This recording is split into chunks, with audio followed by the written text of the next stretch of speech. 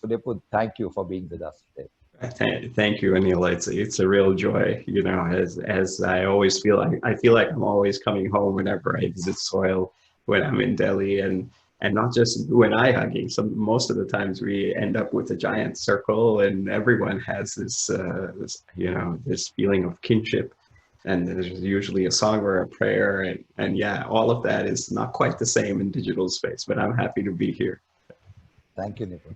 Now tell us about this journey of building what a fantastic and inspiring global movement, the service space, which does so many things with 500,000 volunteers.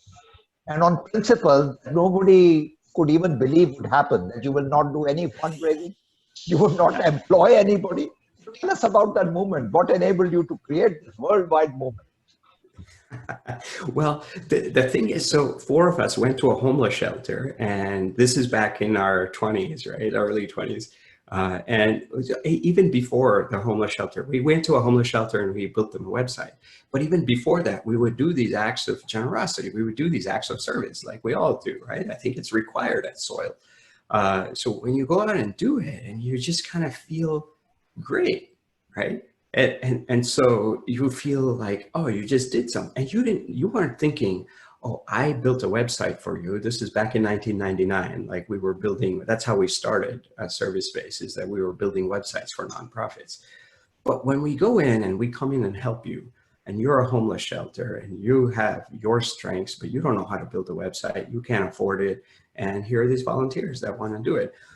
You can go in and say, okay, you can scheme and you can say, how am I going to build an organization? Where's my logo? Are you going to put like a little credit on? We had no such agenda. And because you have no such agenda, what happens, and we all have this experience, when you're doing a lemonade stand, like no one is thinking, how do I scale this and become the next Bill Gates, right? Like that's not what your thought process is.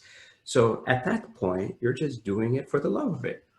And when you do that, your brain releases all these chemicals. We know that now. Serotonin, endorphins, oxytocin, dopamine, all these chemicals, and you feel great at that level. But I think you feel great at even a deeper level.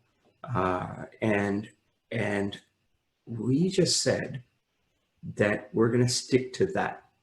That is our organizing principle. So we're not going to compromise that. So when we went from 4 people doing this one small project to 40 people, we said, okay, well, how do you design without losing that feeling, right? Without losing that connection, without having that grassroots feeling. Like we wanted to stay a startup forever, right? Sweat equity forever. Because there's a kind of, there's a joy to doing that in a commercial context where you're dreaming to be a billionaire. But there's an incredibly higher joy when you're doing that with infinite reciprocity, that someone somewhere is going to be smiling someday because of this little act of kindness that I have done. And they don't need to know me. They may never, I will never see it. There's a very deep, nourishing high from that. And so we just said that we want to design for that. Like if anything gets in the way of that, we don't do it. We find another way. And if that means you sacrifice scale in the short term, that's fine with us too. So we started in that way, and it's like, and in that kind of a setting, when you say, okay, well, let's go out and raise, $8,000 or whatever, $8 million. That's just kind of like heavy, right? Nobody wants to do that. Like you're just like, let's go out and help people. Like that's what gets you high. So whenever we ran across these crossroads, we're like, okay, does this actually feel right? Does this feel good? And if it doesn't, let's drop it.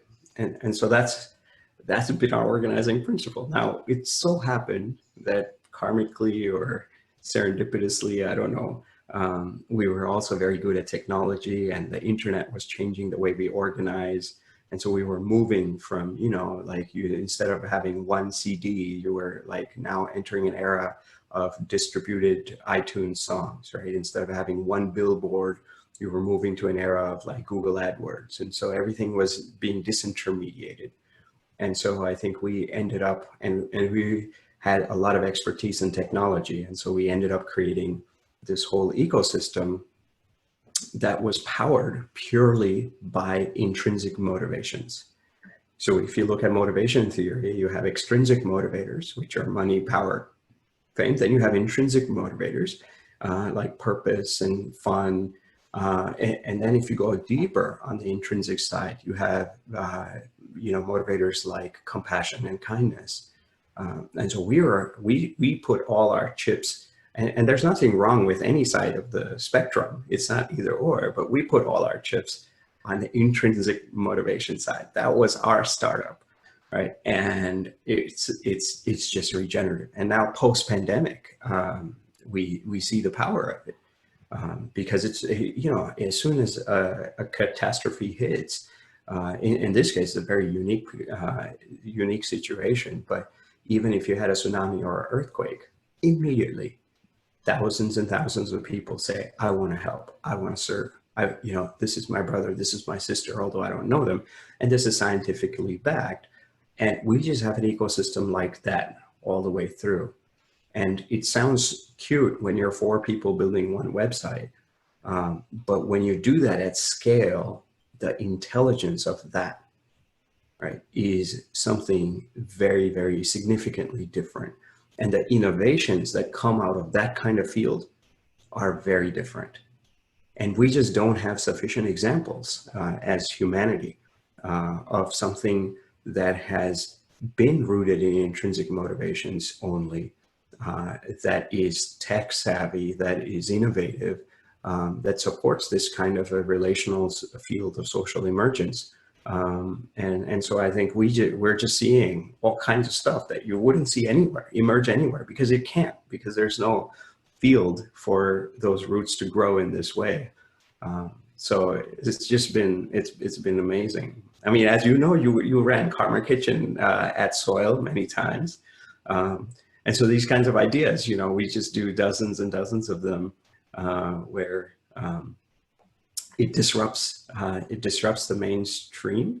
And it's not like an anti-mainstream. It's just that you need to have, as humanity, we ought to have a spectrum of these things, so that if your Swadharma is calling you on a particular spot, that is available to us. Right now, if someone feels moved by love and they just want to give for the love of it, like there's very few places where, and in fact, we don't even know as a culture how to grow in kindness, right? Everyone, I just read this article by Adam Grant, and he says we need to stop raising successful kids. We need to start raising kind kids, because that success narrative is actually ultimately ripples down to a very polarizing world. And so he's saying, how do we raise kind kids?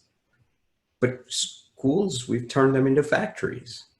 And when you have that kind of a factory mindset with, controlled by extrinsic motivators, it becomes very, very difficult to grow kindness.